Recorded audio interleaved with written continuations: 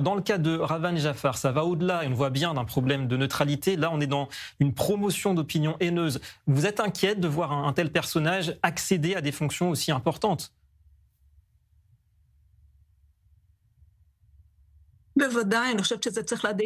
Évidemment, et je pense que ça devrait nous préoccuper tous.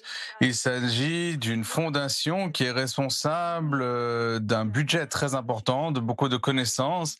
Il y a énormément de gens qui contribuent à Wikipédia et c'est une fondation qui a enquêté sur l'antisémitisme dans Wikipédia et les tendances contre Israël, et le fait que cette personne soit parvenue aux 6 derniers, dans la liste des 6 derniers candidats, c'est très inquiétant. Ce qui est en jeu, c'est aussi l'avenir, la transmission de l'histoire. Wikipédia, justement, a une responsabilité dans ce domaine précis. Et aujourd'hui, on voit qu'on peut réécrire, on peut nuancer l'histoire en fonction de ses opinions. C'est ça qui est en jeu, vraiment, aujourd'hui.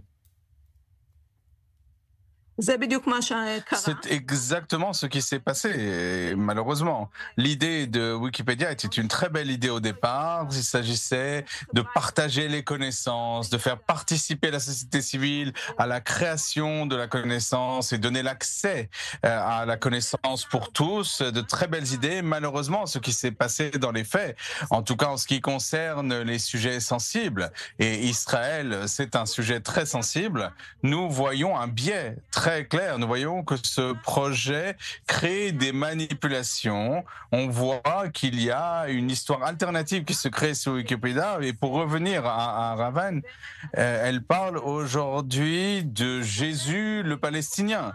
Donc, elle fait partie de ce groupe très politisé qui crée une histoire alternative. Et ce groupe a pénétré au sein de la fondation Wikipédia et dévie les articles de manière compulsive pour qu'ils soient contre Israël.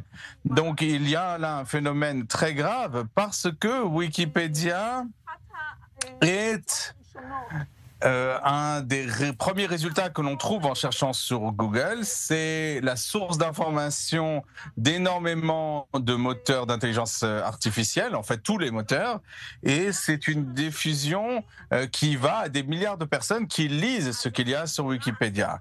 Donc le fait que des forces anti-israéliennes, je ne dis même pas que ce sont des forces pro-palestiniennes, parce que c'est un dommage qui concerne tout le monde, cette réécriture de l'histoire, y compris d'ailleurs l'histoire juive, c'est quelque chose de très grave au sein de Wikipédia, et je pense que le fait qu'elle fasse partie de cette liste de 6 candidats, c'est un des symptômes du problème. Alors vous dites effectivement Wikipédia c'est une référence, on sait bien qu'on est à l'ère de l'intelligence artificielle aujourd'hui.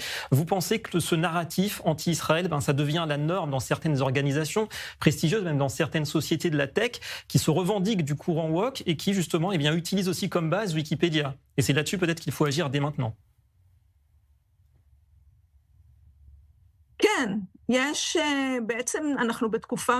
Oui, nous sommes dans une période très dangereuse.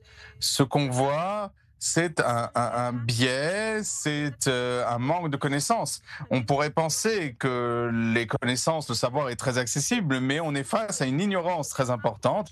Et sur le plan historique, c'est très dangereux parce qu'on sait ce qui se passe lorsqu'il y a des foules, y compris des sociétés de high-tech, sont victimes de la pensée unique contre Israël, avec ce nouvel antisémitisme. Alors bien sûr, ils disent que ça n'est que de l'antisionisme, mais en réalité, il s'agit de nier le droit d'Israël à exister. Donc nous sommes inondés de foules qui ne connaissent pas les faits, mais qui sont, et nous savons très bien ce qui se passe lorsque des foules commencent à haïr les Juifs, à normaliser la haine des Juifs, à s'exprimer contre Israël d'une manière très partiale, et ça n'est vraiment pas un bon signe. Et ça n'est pas un bon signe, je le dis, pas seulement pour les Juifs. Alors, oui, est-ce que la neutralité, l'objectivité existe encore aujourd'hui quand on parle du dossier palestinien? Merci beaucoup à vous, Dr Shlomit Aharonilir, d'avoir répondu